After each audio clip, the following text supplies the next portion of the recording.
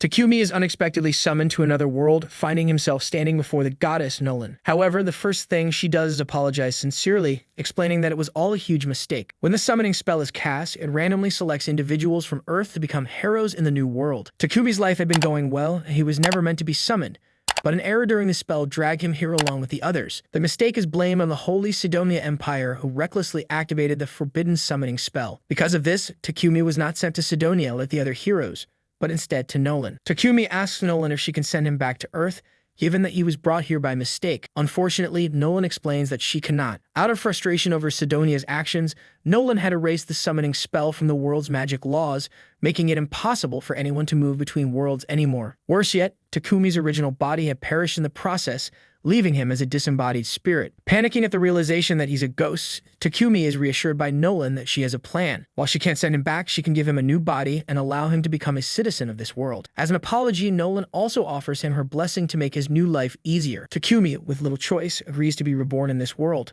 which pleases Nolan. She then instructs him to open his status screen to review his new life. Takumi is surprised to find that Nolan has given him a 17-year-old body, even though he's actually 40 years old. Nolan brushes off his concerns about the minor details and urges him to choose a job class. Takumi, not wanting to fight, opts for a production-based job rather than a combat class. Nolan then implants the job into his soul, along with several other beneficial blessings. She sends him on his way, forgetting to provide him with any tutorials. Takumi crashes into a forest upon his rebirth, and after picking himself up, checks his reflection in a nearby river. He's now a completely different person, with no memory of his old body. Inside the bag Nolan left for him, Takumi finds food rations and money, ensuring that he won't starve. His status screen reveals that Nolan has equipped him with many useful skills, including elemental magic. Curious, Takumi tests out his new powers by forming a water ball in his hand. He quickly learns that all the elements work in the same way, and he can control them with ease. Now that he understands his magic, Takumi decides to head to the nearest village. On his way, Takumi stumbles across a stick lying in the path. Using his appraisal skill, he identifies it as Trent wood,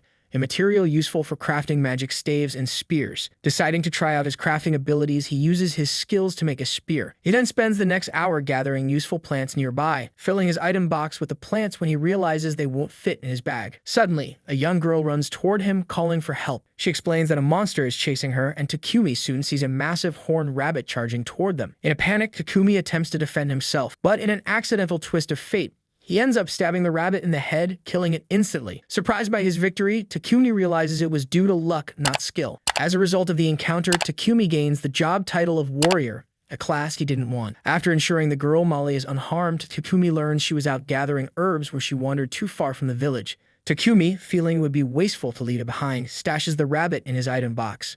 Realizing too late that he revealed his ability, he decides there's no turning back. As they approach the village, the other summoned heroes are arriving at Sidonia.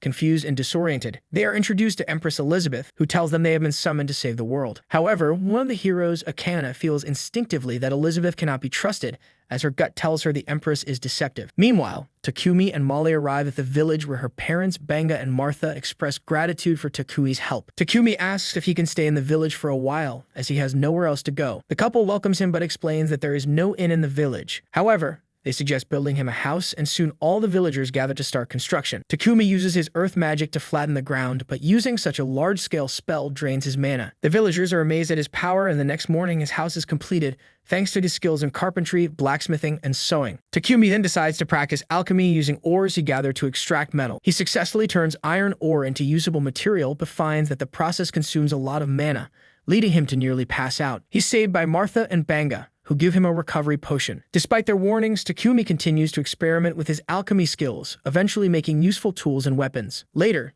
Takumi asks Banga for some basic potions to use as templates for his own creations. After making his own potions with herbs he collected, he compares them to Banga's potions. Takumi's version appears more magical, but unsure of its effects, he tests it by building poison tolerance, consuming the potion until he nearly dies, then healing himself. One day, Takumi encounters a massive boar and a poison spider. The boar charges at him, and despite his attempts to defend himself with magic and a spear, nothing works. Just as he's about to be overrun, the spider intervenes, attacking the boar. Takumi, seeing the opportunity, uses alchemy to break down the boar's head, defeating it. The spider is injured, but Takumi heals it, and it ends up becoming his pet, which he names Maple. Returning to the village, Takumi shows off the giant boar and his new pet spider. The villagers are amazed, especially by the fact that he managed to tame such a dangerous creature. Takumi suggests they share the boar meat since it's too much for him to eat alone, and a feast is held in his honor. Banga brings him the valuable leftovers, which can be sold for money in the nearest city, Bolton. Takumi decides that his next destination will be Bolton. Meanwhile, Nolan is quietly pleased to see Takumi evolving, but her assistant questions her true intentions. After all, she gave Takumi a special body, her blessings,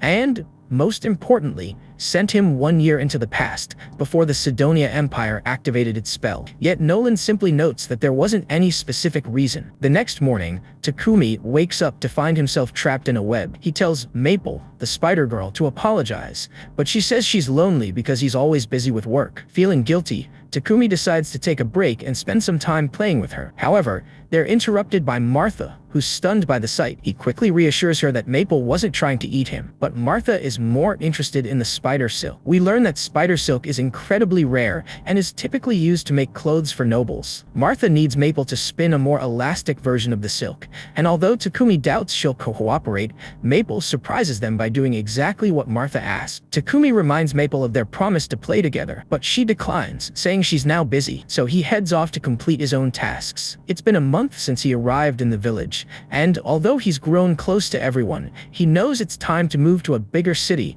to pursue alchemy. But he's unsure how to break the news to everyone who has been so kind to him. Boone presents Takumi with a new set of armor and even offers to fix his shoes, joking that they'll help him kick harder. Takumi laughs, reminding them he's just an alchemist. Banga arrives as well, and Boone tells Takumi that it'll be lonely without him, but they all understand that he needs to move forward. Banga mentions that a merchant named Paypek will soon be arriving, and that travel arrangements have already been made for Takumi to go with him. Deeply grateful, Takumi thanks them. Later, Takumi runs into Martha, who's carrying parts of a horned rabbit. Although the meat tastes great, she says it has to be discarded due to a lack of proper facilities. Takumi offers to purify it with his magic, surprising her with the revelation that he can use light magic. She urges him to keep it a secret. Those who can use light magic are rare, and even mid-level users can earn a fortune. Over the next few days, Takumi quietly helps develop the village using his powers, wanting to give back before he leaves. Eventually, Paypek arrives, surprised by the village's rapid development. Banga introduces him to Takumi, and before they leave, he gives Banga a healing potion, one of 100 he left at Takumi's home. Martha and the villagers gather to see him off. They present Takumi with a cloak made of maple silk. Touched, he promises to treasure it. Paypek notices Takumi's deep bond with the villagers. One of his guards, Heath, is moved to tears, while another, Real, teases him for acting like an old man. Paypek introduces them as the Lion Fang adventuring party, and Takumi realizes they're his escorts. The group asks Takumi about his luggage, and he mentions he has a pet spider. When they peek inside, Maple surprisingly warms up to their third member, Bogar, making the rest jealous. Amid the laughter, Paypek asks if Takumi has more potions for sale, but before he can respond, the carriage suddenly halts. They're ambushed by goblins. The Lion Fang members spring into action, excited to deal with the monsters.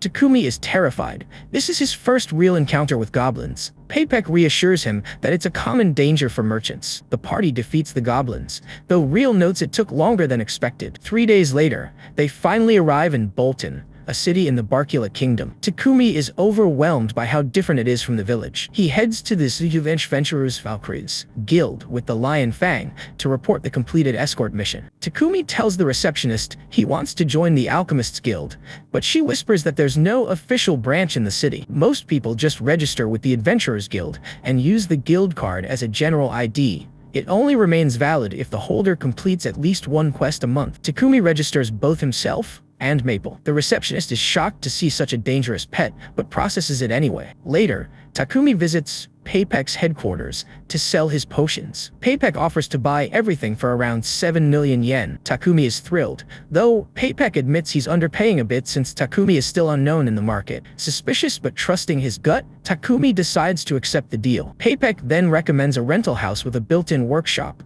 perfect for an alchemist. Takumi is surprised when they reach the place. It's a mansion. He jokes that it must be haunted, but Thomas, Paypek's assistant, assures him it's not. While exploring the city, Takumi smells a horrible stench. Thomas explains that nobles use ancient magical purifiers from dungeons to manage sewage, but commoners can't afford them. Occasionally, priests are hired to clean it, but mostly people just endure the smell. The next day, Takumi moves into his mansion and gets to work building a toilet. Using materials from Papek's company and his magic, he successfully purifies the waste system, leveling up both his alchemy and light magic in the process. Exhausted, he drinks a potion to recover. Just then, he hears a scream. Papek has been caught in Maple's web, but to everyone's surprise, Papek finds it cozy rather than threatening. Takumi still apologizes, and Papek shrugs it off. He's far more interested in the toilet, amazed by its cleanliness and functionality. He asks Takumi if he can use light magic. Remembering Martha's warning, Takumi begs him to keep it a secret. Papek agrees, under one condition.